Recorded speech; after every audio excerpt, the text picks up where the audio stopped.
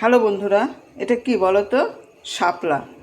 আমি এটা কেটে ধুয়ে একটু লবণ মেখে রেখে দিয়েছিলাম, কারণ এটা না, এগুলো না পানা পুকুরে বা বদ্ধ জলে বা অল্প জলে হয়তো লবণ মেখে জলটা ফেলে না দিলে একটা বাজে গন্ধ লাগে।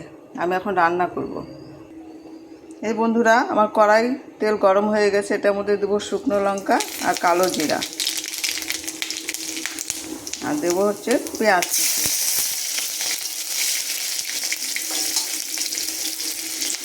লঙ্কা, পেঁয়াজ কুচি।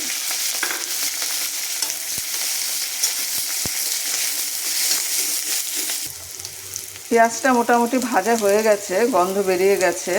এবার দিয়ে দেবো শাপলাগুলো।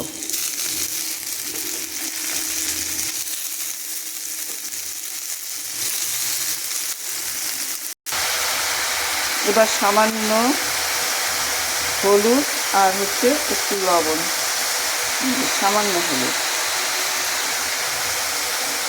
যেহেতু এটা আমি লবণ মেখে রেখে দিয়েছিলাম, লবণ মেখে রেখে চিপে চিপে তুলেছি, কারণ যে জলে ছিল এটা পুকুরে বা ডোবায়, সেই জলটা আমি লবণ চিপে চিপে ফেলে দিয়েছি।